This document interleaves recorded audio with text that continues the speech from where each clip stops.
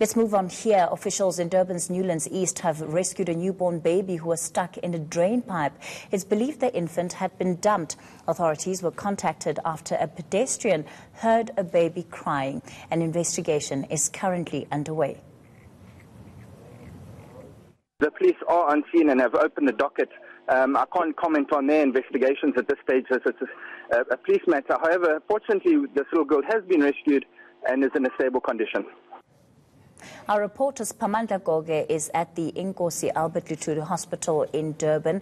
This is where the child has been admitted. Good afternoon, Pamandla. What an incredible story here that we have developing early this morning. That newborn infant airlifted to hospital. Firstly, in terms of what doctors have had to say, how is she doing? Well, I've just seen the baby. She's in high spirits. She seems to be doing well. She was airlifted to Inkosi Albert Luthuli, the best hospital in the country and in Southern Africa. This is a referral hospital with specialists. But Kathy, let me not waste your time. Let me speak to the man who received the baby, Dr. Timothy Hardcastle. Doc, thank you very much for your time. From a medical point of view, is the baby okay? Yes, the baby is fortunately uninjured. So there was a bit of dust and abrasions on the child, but nothing, no broken bones, no head injury or anything that we can determine. She's awake, she's responsive. She was very cold, and we've warmed her up, and we checked her glucose, her sugar levels. We've given her the necessary medications that she requires. Our pediatricians have seen her, and they're also very happy with her. And like I say, we've done x-rays and there's no broken bones or anything that we can determine at this point. People at the scene have described her as a miracle baby. Do you concur? I think one can pretty much say it's a miracle that a child of this age, 1 or 2 days old, has survived a couple of hours in a stormwater drain, yes. We understand that the umbilical cord is still attached. Like any newborn child, there is a piece of the umbilical cord still attached that normally only falls off after a few days. It was a little dirty, so we've given her some antibiotics to cover that. Our pediatricians helped us with that. Where to from here? We understand you will be transferring her. Yes, because she's stable and she's otherwise healthy, we're going to transfer her to one of our base hospitals to enable the pediatricians there to look after her, get the social workers involved, and because she doesn't need to stay in a high-intensity ICU environment. Okay, thank you very much, Doc. Well, Kathy, before I take it back to you in Johannesburg, let me tell you that when we were at the scene, we saw many people there who said they heard of a crying baby around about 1:30 a.m. in the morning. The health MEC in KwaZulu-Natal, Dr. Sibongiseni Dlomo, is also here. He has seen the baby. Doc, many people are saying this issue talks to the issue of family planning. That's where you come in as the government. Yes, it does. So it means we cannot say we have done enough in terms of family planning programs to advise our citizens there. It's a wake-up call that we have reached out, but maybe not to all, because this is exactly a consequence of an unplanned, unwanted pregnancy. This is what we're picking up.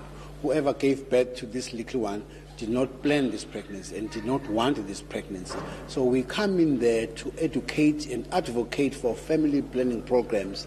But again, even if there has been a failed family planning resulting in the pregnancy, we are still calling for mothers out there to make use of our facilities. In our hospitals, you will find nurses and social workers who will advise you about a program of adoption, because this baby now will now get into that program of adoption in a different way.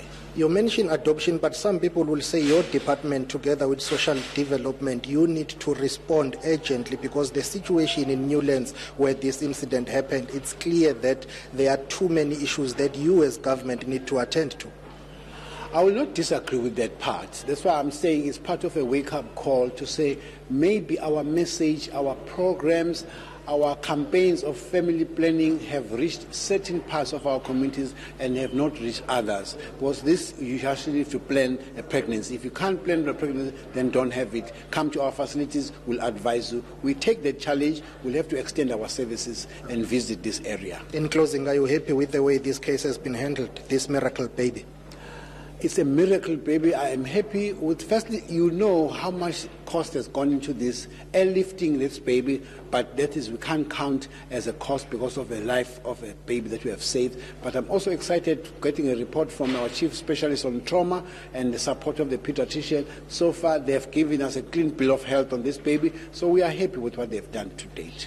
Thank you very much, Dinangwa. Well, Keith, I can tell you that earlier on I did speak to the police spokesperson in KwaZulu-Natal, Colonel Lieutenant Thembeka Mpele. She told me that they are investigating an attempted murder case. Pamandla, one of the questions I'm asking myself now is, once this baby is transferred, what happens? Because usually part of this period would go to naming the child. So whose responsibility does that become? And, you know, what happens to that child?